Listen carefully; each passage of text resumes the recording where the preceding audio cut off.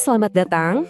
Kali ini kita bakal bahas sesuatu yang jujur aja, mungkin kedengarannya biasa banget ya, atau malah agak ngebosenin, asuransi. Tapi coba deh kasih saya waktu sebentar. Karena di balik kata yang formal itu ada sebuah kisah yang umurnya ribuan tahun. Kisah tentang harapan dan gimana caranya kita sebagai manusia tuh bertahan hidup. Pernah kepikiran gak sih waktu kita bayar premi asuransi tiap bulan? Sebetulnya kita itu lagi beli apa? Apa kita cuma beli selembar kertas polis atau jaminan uang? Ya, bisa jadi. Tapi kalau kita coba lihat lebih dalam lagi, yang kita beli itu sesuatu yang jauh lebih fundamental. Kita itu sebetulnya lagi membeli sebuah janji. Janji untuk masa depan.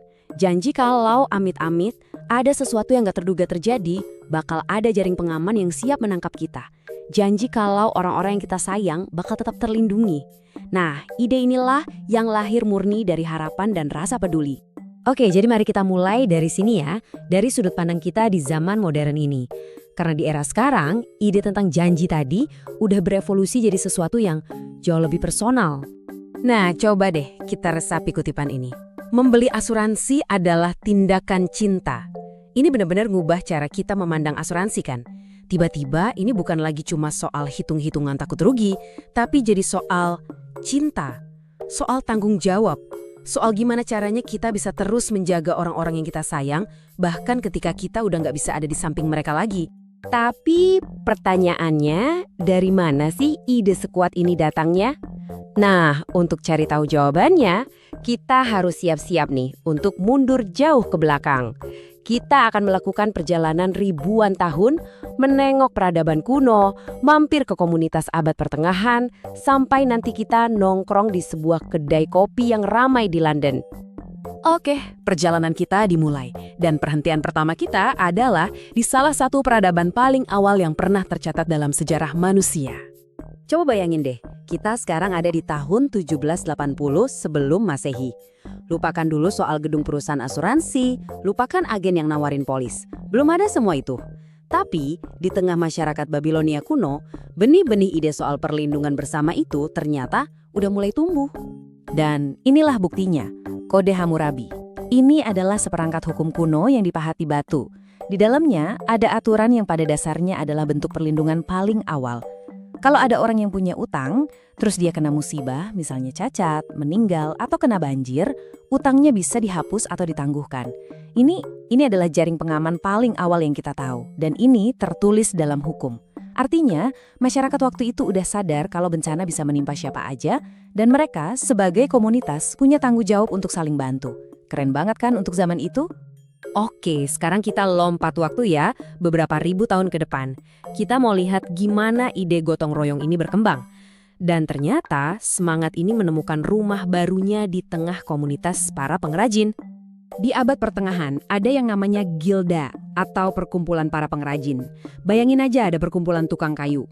Nah, kalau misalnya bengkel salah satu dari mereka kebakaran, semua anggota lain bakal patungan untuk bantu bangun lagi. Simpel kan? Ini tuh asuransi yang basisnya murni solidaritas dan rasa saling percaya di dalam komunitas. Nah, terus di akhir tahun 1600-an, ide ini nemu tempat nongkrong baru. Dan tempatnya ini gak disangka-sangka, sebuah kedai kopi di London. Dan ini teman-teman adalah titik balik yang penting banget. Karena disinilah ide perlindungan mulai bergeser. Dari yang tadinya murni soal komunitas sosial, jadi masuk ke ranah komersial. Disinilah lahir istilah underwrite. Secara harfiah artinya itu menulis di bawah.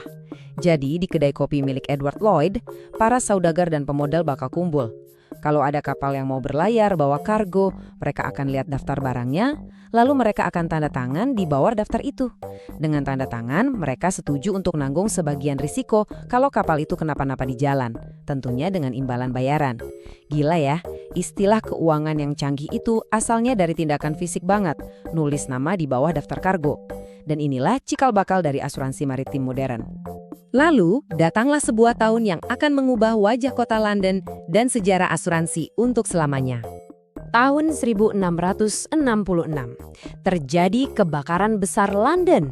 Bencana dahsyat yang melahap sebagian besar kota. Tiba-tiba, Semua orang sadar betapa rentannya properti mereka. Kebutuhan akan perlindungan dari kebakaran jadi sangat mendesak.